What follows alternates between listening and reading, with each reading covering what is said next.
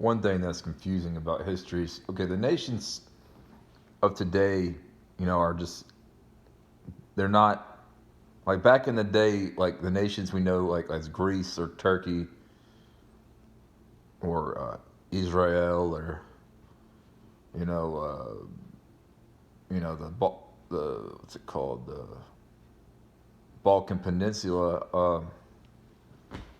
Like Greece had multiple countries inside of it. Like there were multiple. The same thing with Turkey, and there were multiple different DNA strands from different. There were different bloodlines. They weren't all the same people. Like especially in the Anatolian Peninsula, because you had the Hittites and you had the Scythians. Two different bloodlines, because the Hittites came from the Canaanites. So Anatolia, and that's where they found Golby, whatever that monolith, basically the Stonehenge of Turkey. But there's been tons of different civilizations there that are different from each other, that aren't the same. And like I said, the Turks didn't even come from Turkey, so it's really just called Anatolia. It's just a peninsula, but it's not actually. It's been occupied by many different types of peoples, of races and peoples.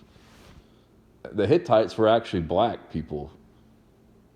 The Scythians, the Trojans, were white people. Trojans were white. Hittites were black. Olmecs were black. Phoenicians were black. The Scythians were not. They were white. They were white people. The ones who became the Thracians. But these are both what I believe they're white and black, but they're both related to the Nephilim bloodlines, serpent seed.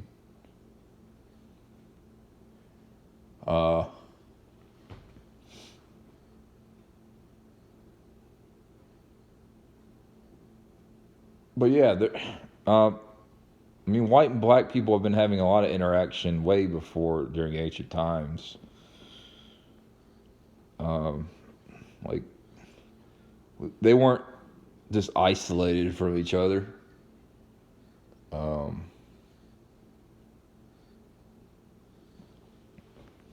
just a lot of interaction between, different peoples all throughout ancient times.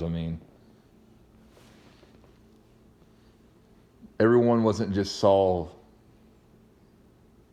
separate in their own little tribes, doing their own thing. There was a lot of invasions, interactions, trade, interracial marriage, intermixing, destruction of archaeological sites and history, revisionism.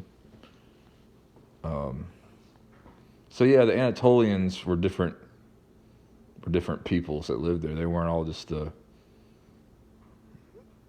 were the Hittites, there were the Scythians,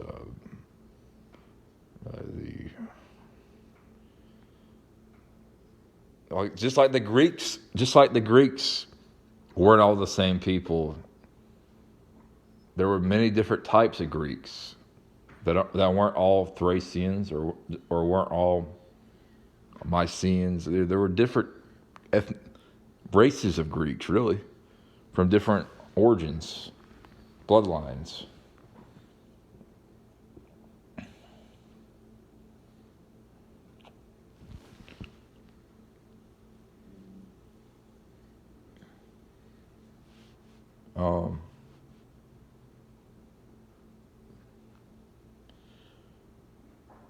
But yeah, countries back then were diverse. There was different countries within the country.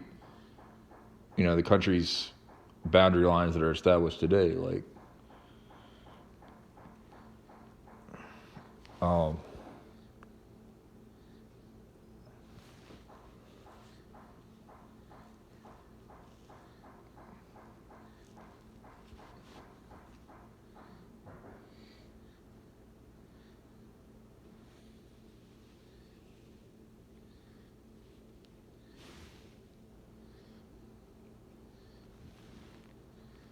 Yeah, so the Persians and the Thracians come from the same bloodline, pretty much.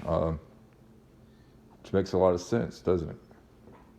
That's why you had Persian religion in Greece. What's it called? Where they basically worshipped like trying to think of it. I don't know. You basically had Persian mystery religion in Greece because the Thracians and the Persians come from the Scythians or the Aryans, or the Tartarians. They come from the same people.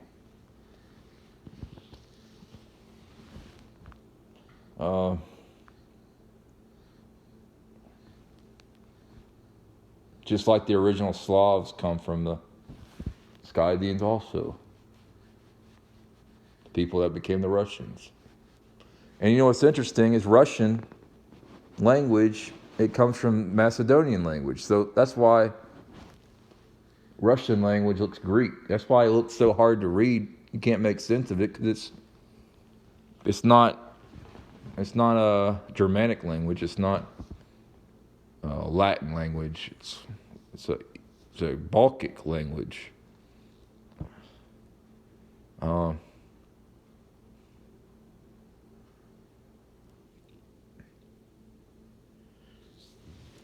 So yeah, the Black Sea is a very ancient place. Very ancient, especially in Turkey too. The whole area is really ancient and old. Who knows what's in? There's tons of secrets in the Black Sea. Tons of old shipwrecks under there, from the Greeks and from the Phoenicians, from the Scythians, from the Venetians too, because the Venetians, like the Phoenicians, it's funny how the Venetians put their republic right next to Greece, because Venice is pretty close to, the Balkan Peninsula. It's not even in Italy, on the Italian peninsula. So yeah, no one. We're also not even talking about the Venetian, how the Venetians had their own republic. The Venetians came from the Phoenicians, who basically pretended to be Jewish and stuff, but were like traders. They traded, and they probably had interaction with the. People aren't even talking about how the Venetians had interaction with the Khazarians. So people aren't even talking about how the West had trade with the East, with how the two serpent seed bloodlines had trade and interaction with each other. So it's probably likely that the Venetians, much like their Phoenician ancestors, sailed up the Black Sea, had interaction with these, Scythians, Aryans, Russians, with the Khazarians, Nazi Ashkenaz, who converted to Judaism. So no one likes to really unify history. Everyone's just talking about one thing separately from another. But no one's talking about all the different components and variables. So yeah, the Republic of Venice, it had trade with the Republic of Venice that was controlled by the Canaanite bloodline, with the Phoenicians, had interaction with the Aryan bloodline of Nimrod in the east, and also had trade with the Ottoman Turks and the Byzantine Turks. And the Venetians are the ones who actually established the banking system of Europe. They established the currency and money lending. Um, so yeah, the Venetians have a big, who are really the Phoenicians, have a big part in the historical, theater.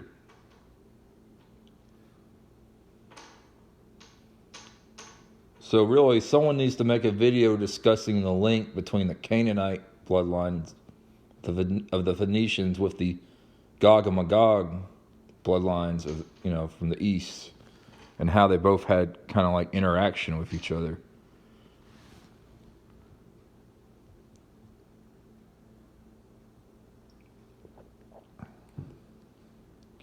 It's just really hard, when you really have to dig deep with the search engines to find what you're looking for. I use DuckDuckGo, but you really have to use certain words and stuff. Like they really just try to censor history and stuff. They really don't want you knowing. They don't want you to know about these bloodlines, about these two separate bloodlines.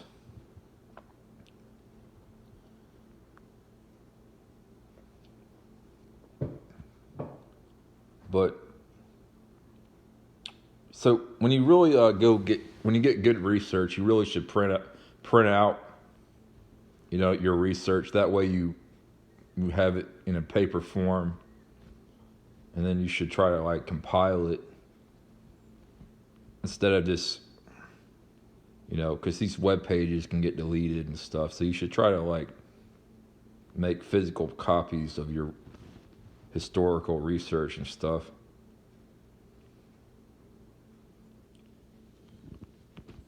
I mean, this requires a lot of work to really compile all this knowledge and synthesize it.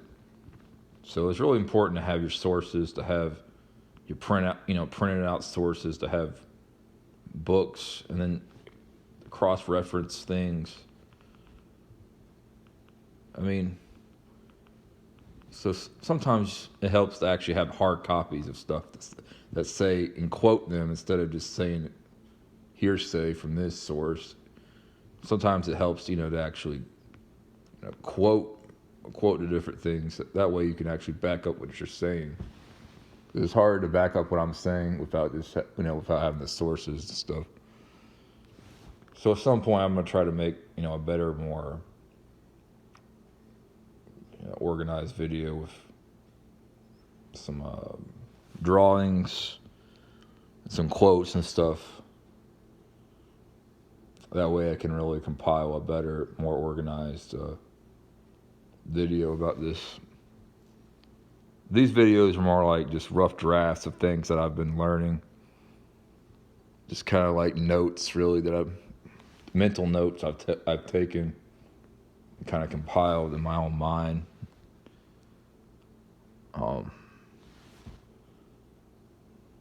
That's pretty much it.